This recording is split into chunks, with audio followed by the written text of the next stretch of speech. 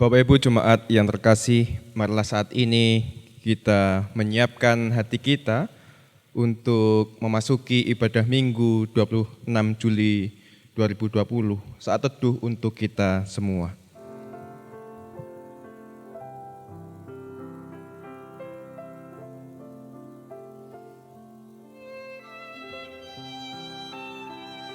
Cukup, marilah Bapak Ibu Jemaat yang terkasih, ibadah saat ini kita khususkan dengan pengakuan bahwa Tuhan yang menciptakan langit dan bumi adalah sumber pertolongan kita. Kasih karunia, rahmat, dan damai sejahtera dari Allah Bapa kita dan Tuhan Yesus Kristus menyertai saudara sekalian. Amin. Marilah saat ini bersama-sama kita memulai ibadah kita. Kita menyanyikan pelengkap kidung jemaat nomor 13, bait yang pertama dan yang kedua, kita masuk rumahnya.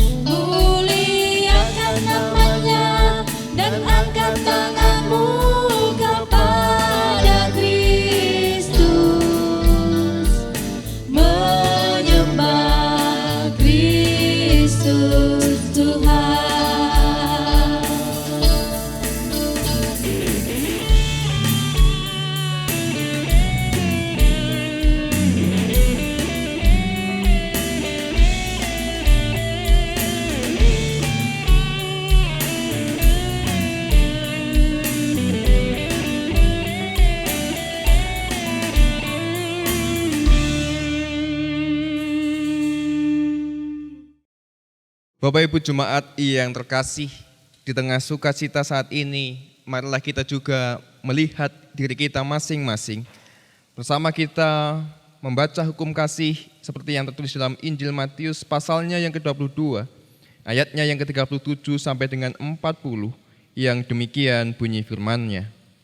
Kasihilah Tuhan Allahmu dengan segenap hatimu, dan dengan segenap jiwamu, dan dengan segenap akal budimu. Itulah hukum yang utama dan yang pertama. Dan hukum yang kedua yang sama dengan itu adalah kasihilah sesamamu manusia seperti dirimu sendiri. Pada kedua hukum inilah tergantung seluruh hukum Taurat dan kitab para nabi. Berkaca dari hukum kasih, kita senantiasa diajak untuk melihat diri kita masing-masing, melihat praktek hidup kita menjalankan kasih. Oleh sebab itu, mari bersama kita akui dosa-dosa kita. Karena dalam kehidupan sehari-hari, kita belum dapat melakukan hukum kasih ini dengan yang Tuhan ajarkan. Mari kita sesali dengan menyanyikan pelengkap kidung jemaat nomor 46, bait yang pertama dan yang kedua, dari Kungkungan Duka Kelam.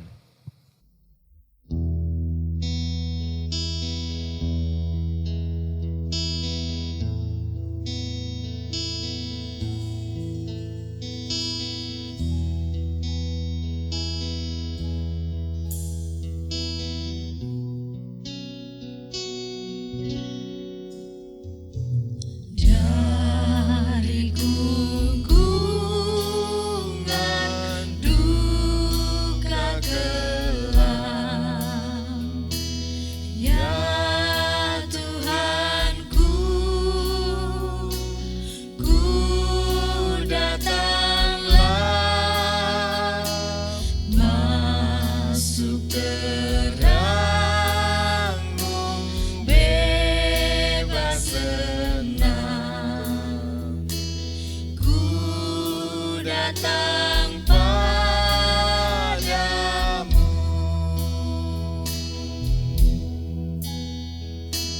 Dari beban kesakitanku, masuk ke dalam kekuatanmu. Dalam derita aku datang, ya Yesus Tuhanku.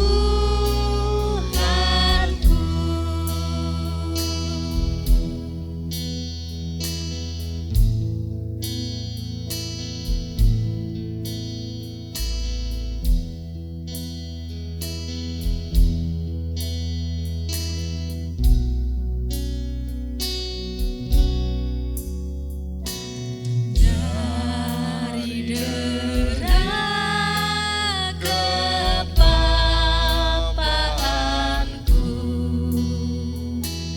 ya Tuhanku, ku datanglah dan mengecap kekayaanmu. Ku datang padamu.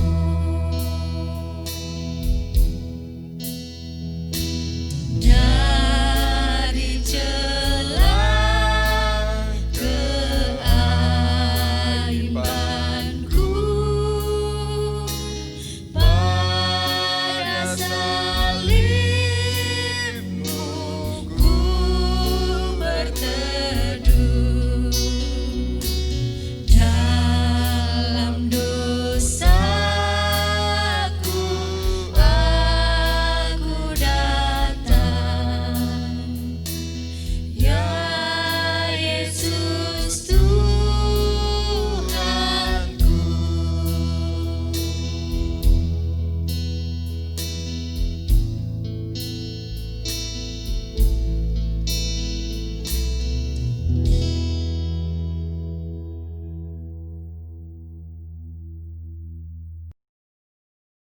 Marilah kita berdoa.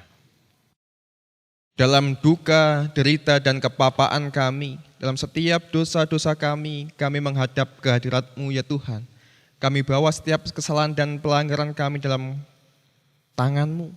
Biarlah kasih-Mu yang senantiasa menebus kami. Biarlah kasih-Mu yang senantiasa memperbarui kami. Inilah kami umat kepunyaan-Mu, anak-anak-Mu yang penuh dosa. Namun di tengah keberdosaan kami, Engkau senantiasa memberikan kasih-Mu kepada kami. Engkau memberikan anugerah, Engkau memberikan petunjuk hidup baru kepada kami semua anak-anak-Mu. Seperti saat ini ya Tuhan, kami anak-anak-Mu akan mendengarkan anugerah melalui pewartaan firman yang akan kami dengarkan bersama-sama. Kiranya firman-Mu yang bersama akan kami dengarkan boleh senantiasa menjadi pedoman dalam langkah hidup kami. Biarlah melalui firman-Mu yang akan kami dengarkan, Engkau senantiasa memperbarui kehidupan kami.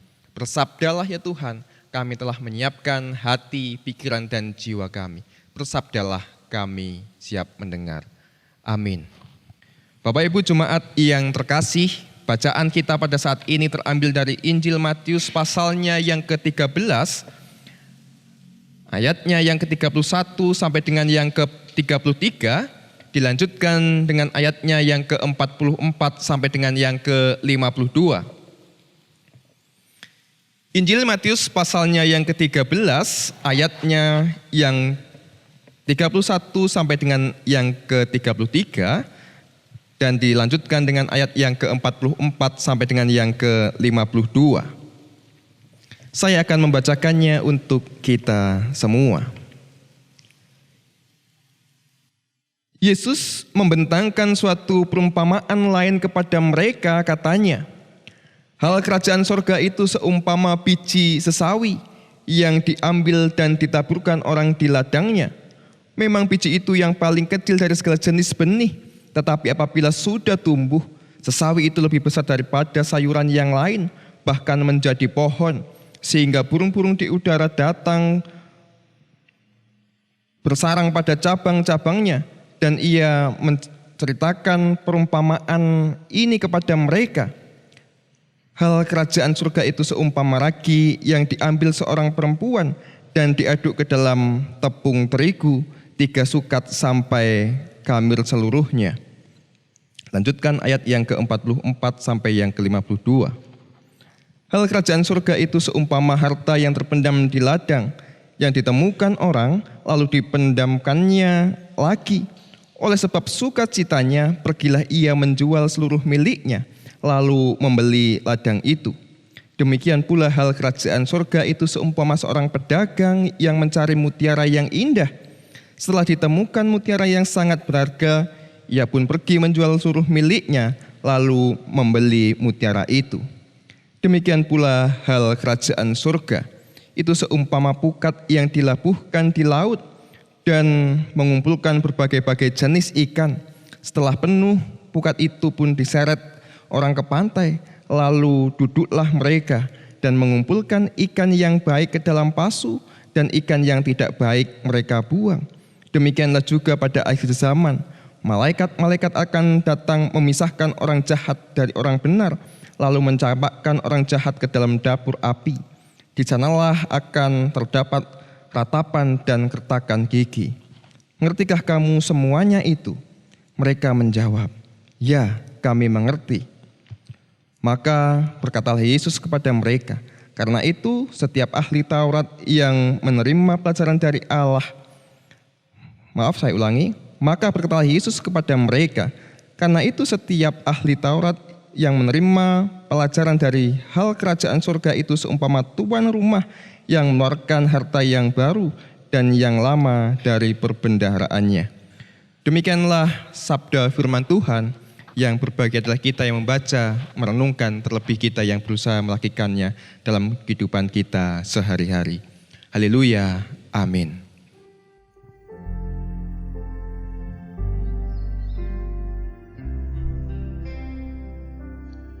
Haleluya, haleluya, haleluya.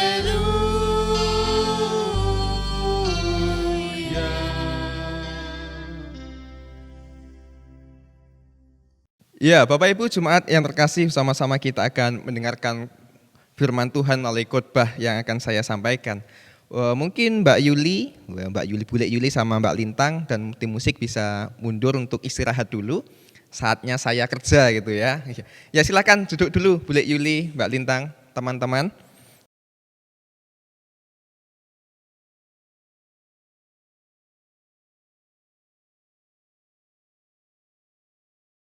Bapak Ibu Jemaat yang terkasih, tentu sukacita sekali saat ini bisa berjumpa melalui online dengan Bapak Ibu sekalian. Mungkin beberapa waktu yang lalu kita tidak mengadakan syuting, tidak mengadakan live streaming untuk ibadah kita.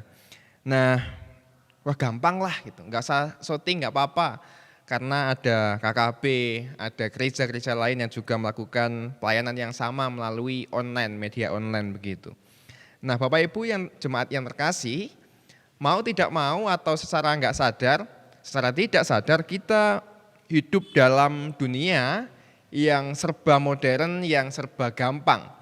Dan dengan keadaan yang semacam ini juga terkadang kita juga berpikir bagaimana gampangnya, piye penake supaya iso mlaku. Yang dipikirkan adalah bagaimana enaknya saja. Saya ingat ketika masih SMP, SMA mengatakan enak ya jadi orang kota, enak ya jadi orang kantor, kerjanya enggak kepanasan. Beda dengan saya yang harus ngarit, harus angon gitu ya, panas-panasan. Kalau yang kerja di kantor enak, enggak kepanasan, dingin ada AC-nya. Tapi setelah saya dewasa saya mengetahui ternyata juga enggak enak juga kerja di kantor. Mungkin ketika saya masih tidur, Bapak Ibu Saudara teman-teman yang di kantor sudah mulai bersiap menata diri untuk pergi ke kantor dan mungkin pulangnya juga malam. Bahkan mungkin ada yang sampai jam 9 malam, jam 10 malam.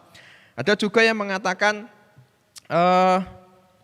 kita seperti saat ini juga mengatakan, wah ibadahnya rekamannya siaran langsungnya elek, ibadahnya musiknya elek.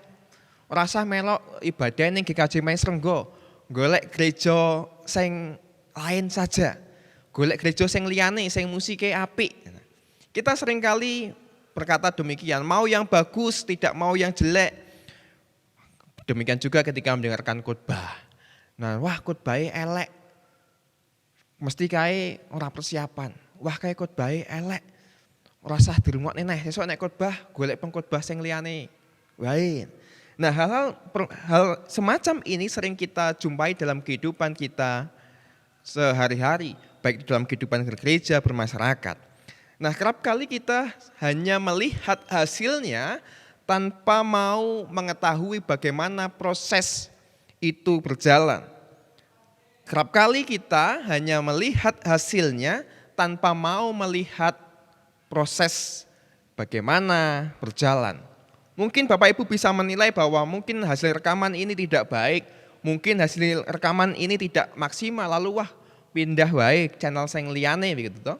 Atau di gereja yang lain, tidak salah, tetapi maukah kita melihat proses berjalannya pengambilan gambar seperti yang sudah dilakukan gereja beberapa bulan yang lalu hingga saat ini, dengan keterbatasan alat, dengan keterbatasan SDM, dan mungkin ada kesalahan-kesalahan yang lain. Apakah kita mau untuk mengetahui bagaimana prosesnya dijalankan, bagaimana prosesnya itu berlangsung? Nah, kerap kali proses ini menjadi bagian yang tidak ingin dilewati oleh kita semua. Karena dalam proses itu pasti ada banyak kegagalan, ada banyak sakit, ada banyak hal yang tidak mengenakkan. Nah, Bapak Ibu jemaat yang terkasih, tapi kalau kita baca bacaan kita saat ini tadi ada banyak perumpamaan. Ada perumpamaan seorang yang pedagang yang membeli mutiara, ada seorang yang membeli ladang karena di dalamnya ada emas yang berlimpah. Apa yang akan kita pelajari bersama melalui perumpamaan ini? Atau apa yang akan kita cari dari ayat ini untuk kehidupan kita bersama di dalam keluarga, di dalam gereja, dan dalam masyarakat? Tentu tidak mudah untuk memahami setiap peristiwa atau ajaran Yesus. Tetapi ayat ini mengajarkan kita bahwa dalam setiap hasil ada proses yang harus dilalui. Untuk mendapatkan hasil yang terbaik harus ada proses yang harus dilalui. Tadi dikatakan bahwa sesuatu yang berharga itu tidak mudah untuk ditemukan. Sesuatu yang berharga itu tidak senantiasa ada di dalam permukaan. Sesuatu yang berharga itu biasanya tersimpan di tempat yang dalam. Sesuatu yang berharga itu harus dengan teliti dicari, dengan sabar untuk mendapatkannya. Tetapi ketika hal itu sudah didapatkan, alangkah bersukacitanya kita yang memperoleh sesuatu yang berharga ini. Contoh-contoh sesuatu yang berharga itu tidak ada di permukaan. Contohnya adalah minyak.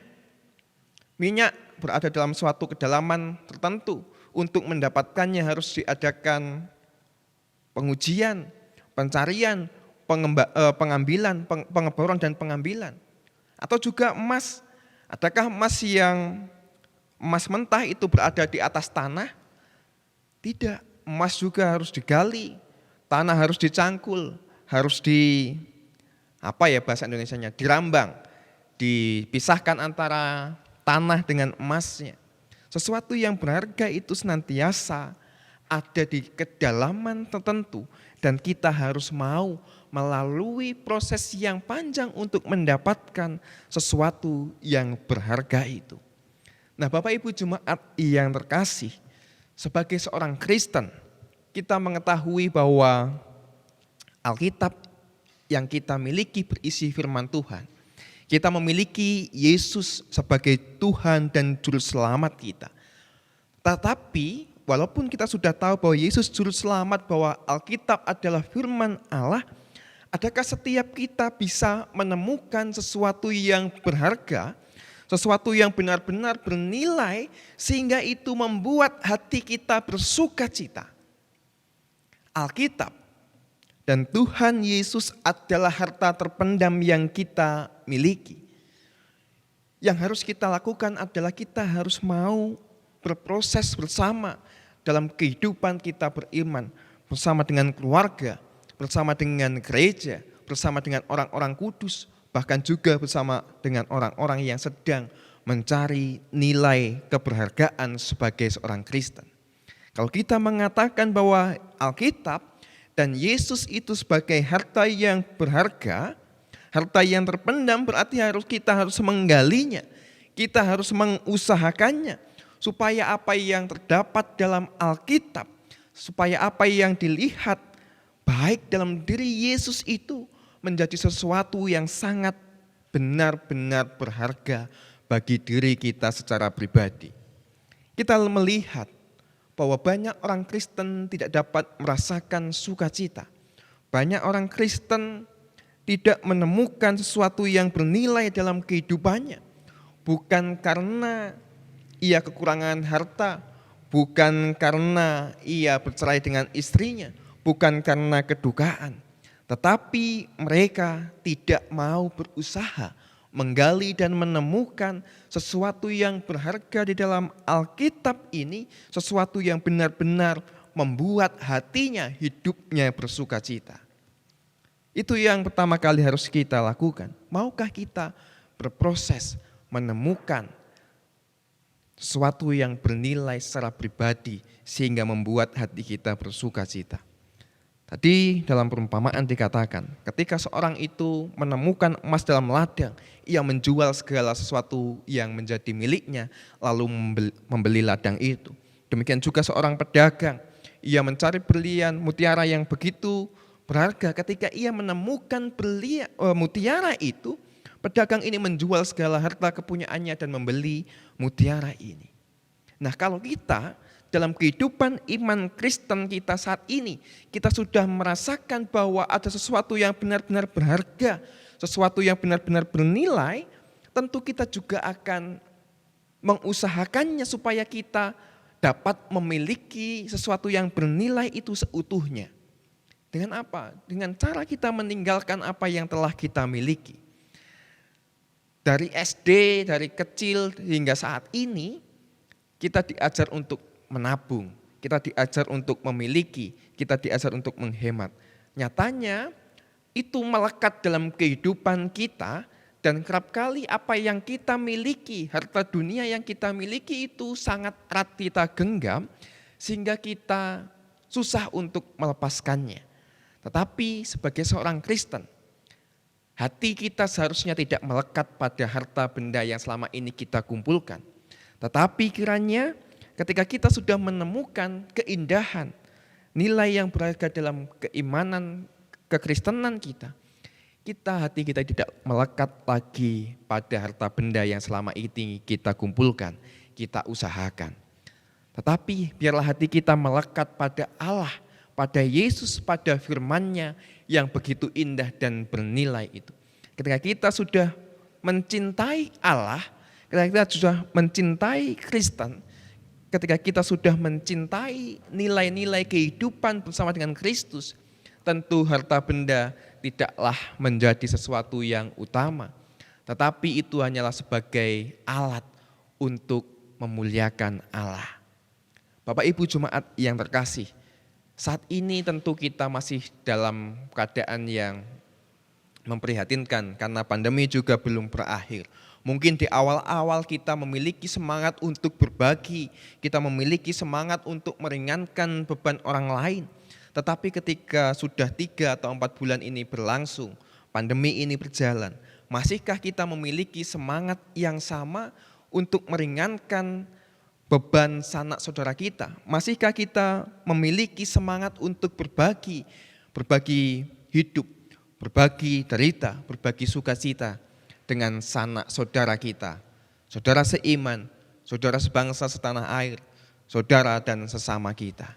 Itulah pertanyaan yang harus kita jawab secara pribadi. Kalau kita tidak memiliki semangat itu, bahkan mungkin semangat itu mulai kendor, mari kita gugah diri kita sendiri. Secara pribadi kita semangat, secara pribadi kita bangkitkan kembali gairah untuk berbagi. Kita tularkan semangat berbagi itu kepada sesama kita, dalam keluarga kita. Kiranya Tuhan memberkati kita. Marilah jalani proses bersama dengan Allah. Mungkin kita akan kehilangan masa muda, mungkin kita akan kehilangan harta benda di dunia, tetapi kita tidak akan kehilangan sukacita hidup bersama Allah. Tuhan memberkati kita. Amin. Saat teduh bagi kita.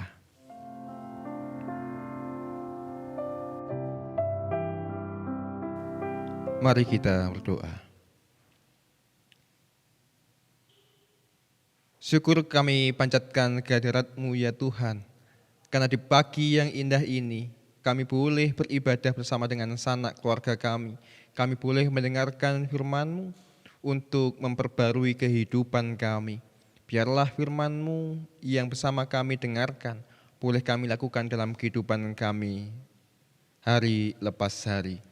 Ya Tuhan, pada saat ini kami juga berdoa untuk sanak keluarga kami. Kami bersyafaat untuk mereka yang saat ini mengalami kesusahan hidup karena kehilangan pekerjaan di tengah pandemi. Mereka yang saat ini sedang dipusingkan karena begitu banyak pekerjaan yang harus diselesaikan. Kami berdoa bagi mereka yang saat ini mengalami kesusahan dalam rumah tangganya. Mereka yang sedang menghadapi perceraian. Mereka yang saat ini sedang bersedih karena ditinggalkan orang yang sangat dikasihi. Kami berdoa untuk mereka dalam setiap pergumulannya masing-masing.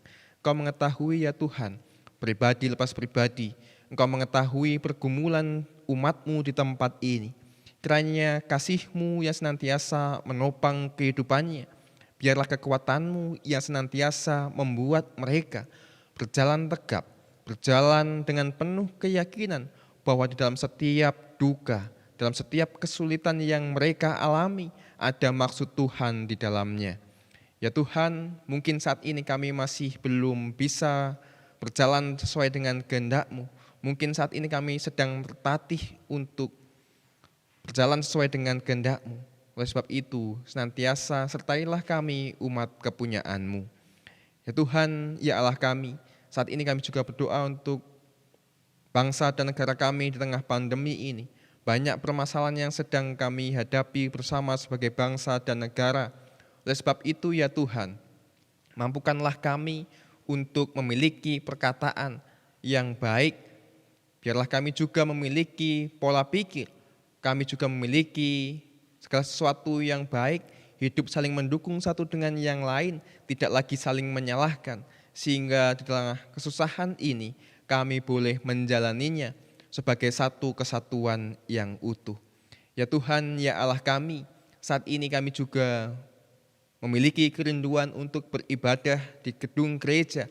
Kami memiliki kerinduan untuk bersekutu bersama dengan saudara-saudara kami seiman. Tetapi karena keadaan yang juga belum memungkinkan, kami harus menahan rindu itu dalam hati kami. Oleh sebab itu ya Tuhan, di dalam kerinduan kami untuk bersekutu ini, biarlah Engkau berikan kebijaksanaan kepada kami. Biarlah kami juga bijaksana dalam menyikapi sikap hidup new normal yang sudah mulai berlangsung di tengah-tengah masyarakat ini. Biarlah semangat kami dalam beribadah nantinya tidak akan mendatangkan bahaya untuk diri kami sendiri, untuk orang-orang terkasih kami, bahkan untuk saudara-saudara kami yang lain. Biarlah segala sesuatu yang sedang kami tata, kami siapkan, boleh berjalan dengan baik, sehingga nantinya ketika kami boleh kembali beribadah di gereja-Mu ini, kami boleh beribadah dengan sukacita, dan itu mendatangkan sukacita untuk kami semua. Ya Tuhan, kami juga berdoa untuk jemaat-Mu saat ini, mereka yang sedang berada di dalam perantauan karena pekerjaannya, mereka yang sedang jauh dari keluarganya, kiranya Tuhan juga berkati mereka. Ya Tuhan, inilah doa kami yang jauh dari sempurna, kiranya Engkau yang senantiasa menyempurnakan. Dalam nama Tuhan Yesus Kristus kami berdoa, kami memohon. Amin. Bapak Ibu yang terkasih, marilah saat ini kita bersukacita mengumpulkan persembahan kita.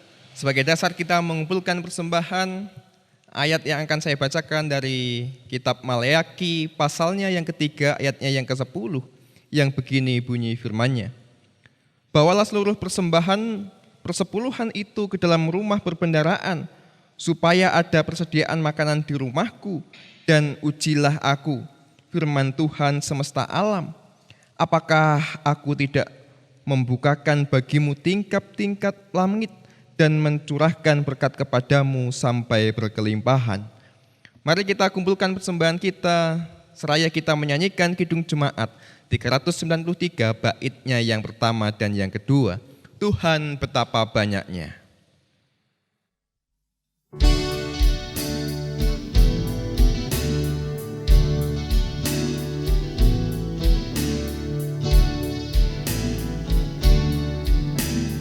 Tuhan betapa banyaknya berkat yang Kau beri, teristimewa rahmat-Mu dan hidup abadi.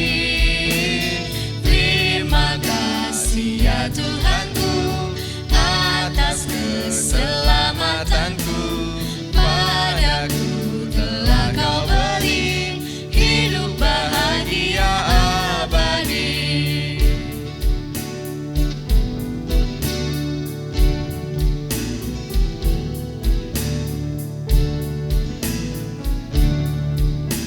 Sanak saudara dan teman Kau beri kepadaku, berkat terindah ialah Kau jadi anakmu. Terima kasih ya Tuhanku atas keselamatanku, padaku telah Kau beri hidup bahagia abadi.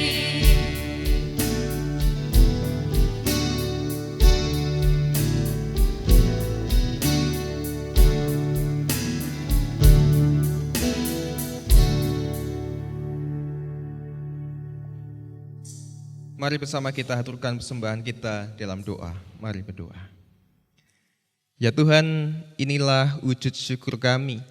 Kami mengumpulkan persembahan kami dengan hati yang bersukacita. Inilah persembahan kami. Mungkin belum yang terbaik, tetapi saat ini kami memberikannya dengan penuh sukacita. Mengucap syukur Tuhan atas setiap berkat-berkat-Mu, sehingga saat ini kami boleh memberikan persembahan ini. Kami yakin dan percaya, jikalau dalam persembahan ini tidak sempurna, tetapi biarlah persembahan ini Engkau sempurnakan, dan bersama kami akan berdoa, doa Bapa kami. Bapa kami yang ada di surga, dikuduskanlah nama-Mu, datanglah kerajaan-Mu, jadilah kehendak-Mu di bumi seperti di surga. Berikanlah kami pada hari ini makanan kami yang secukupnya, dan ampunilah kami akan kesalahan kami, seperti kami juga mengampuni orang yang bersalah kepada kami. Dan janganlah membawa kami ke dalam pencobaan, tetapi lepaskanlah kami daripada yang jahat, karena Engkaulah yang mempunyai kerajaan dan kuasa dan kemuliaan sampai selama-lamanya. Amin.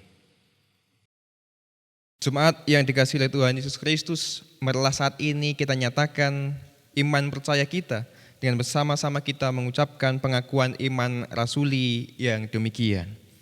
Aku percaya kepada Allah Bapa yang Maha Kuasa, Khalik langit dan bumi, dan kepada Yesus Kristus, Anak-Nya yang tunggal Tuhan kita, yang dikandung dari Roh Kudus, lahir dari anak darah Maria, yang menderita di bawah pemerintahan Pontius Pilatus, disalibkan, mati, dan dikuburkan turun ke dalam kerajaan maut. Pada hari yang ketiga bangkit pula dari antara orang mati, naik ke surga, duduk sebelah kanan Allah Bapa yang Maha Kuasa, dan akan datang dari sana untuk menghakimi orang yang hidup dan yang mati. Aku percaya kepada Roh Kudus, gereja yang Kristen am, persekutuan orang kudus, pengampunan dosa, kebangkitan daging, dan hidup yang kekal. Marilah setelah kita bersama-sama mengikrarkan pengakuan rasuli kita diutus ke tengah-tengah dunia ini menyatakan karya Allah. Nyatakanlah kasih-Nya, ikutlah visi Allah, dan biarlah dalam keterbatasan kita, berkat-Nya senantiasa menyempurnakan. Mari kita terima berkat-Nya. Kasih karunia, rahmat, dan damai sejahtera dari Allah Bapa Tuhan kita dan Yesus Kristus dalam persekutuan Roh Kudus menyertai kita saat ini sampai selama-lamanya. Amin. Mari kita nyanyikan lagu penutup dan lagu pengutusan kita melalui Kidung Jemaat 427 bait yang pertama dan yang kedua. Kusuka menuturkan.